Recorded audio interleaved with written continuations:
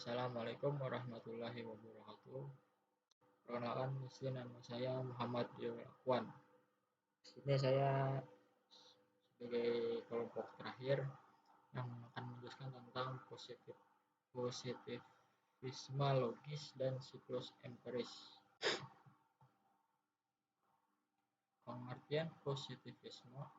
Positivisme adalah aliran filsafat yang mengatakan bahwa pengetahuan sahih hanya berasal dari pengalaman empiris dan dapat dibuktikan melalui metode ilmiah. Aliran ini menolak spekulasi metafisis dan menekankan pentingnya observasi, eksperimen, dan logika dalam memahami hukum objek alam.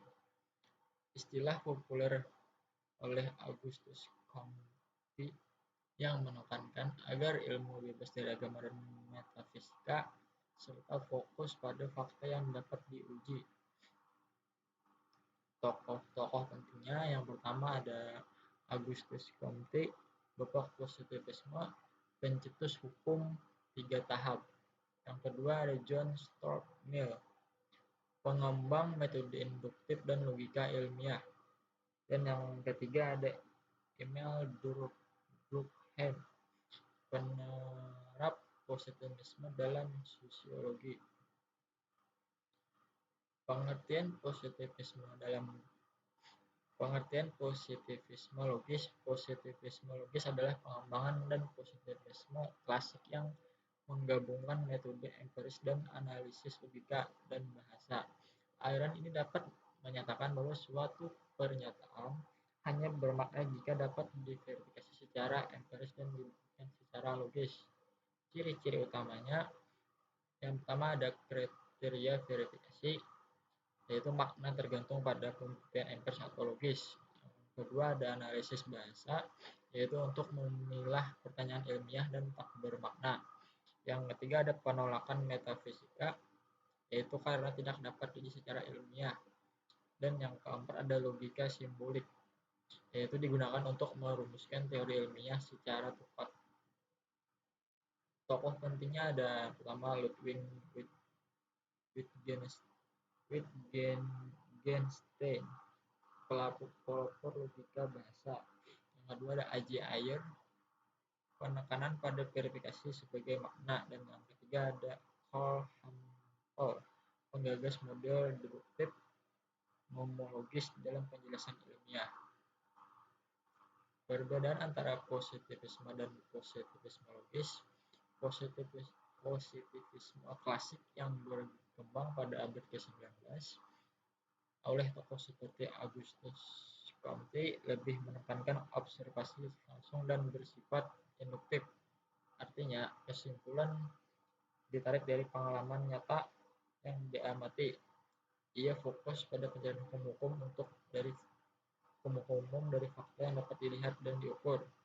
Sebaliknya, positivisme logis muncul pada abad ke-20 dan dipelopori oleh tokoh-tokoh seperti A.J. Ayer, Ludwig Wittgenstein.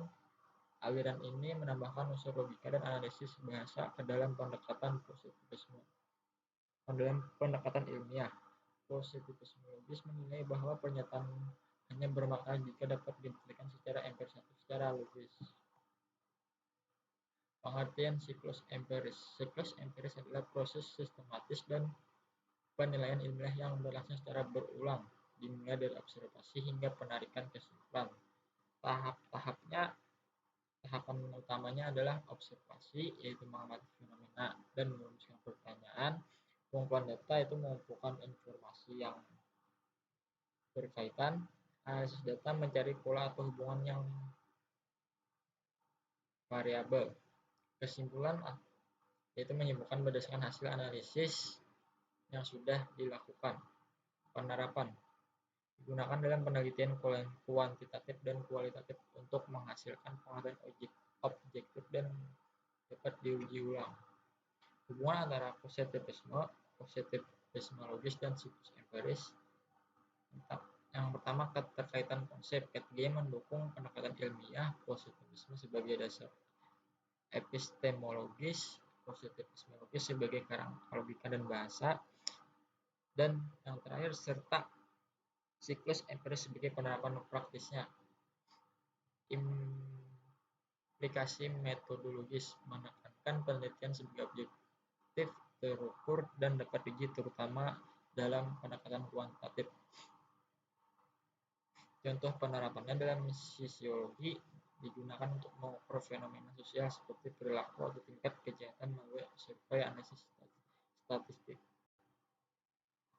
Kritik terhadap positivisme dan positivisme logis.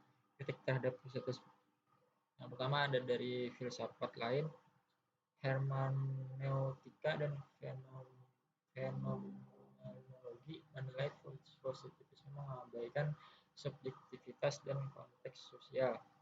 Kelemahan metodologis terlalu menekankan kuantitatif dan menyederhanakan realitas sosial yang kompleks. Relevansi saat ini adalah masih digunakan desain dan teknik, namun kini sering dipadukan dengan pendekatan kualitatif. Kesimpulannya, positivisme dan positivisme logis berperan besar dalam membentuk metode ilmiah yang objektif dan sistematis. Prinsip observasi, verifikasi, dan logika diwujudkan melalui siklus empiris, namun keterbatasannya dalam menangkap aspek subjektif dan kompleksitas sosial membuatnya perlu dikombinasikan dengan pendekatan lain. Sekian presentasi dari saya. Jika ada salah kata atau sifat, mohon maaf. Assalamualaikum warahmatullahi wabarakatuh.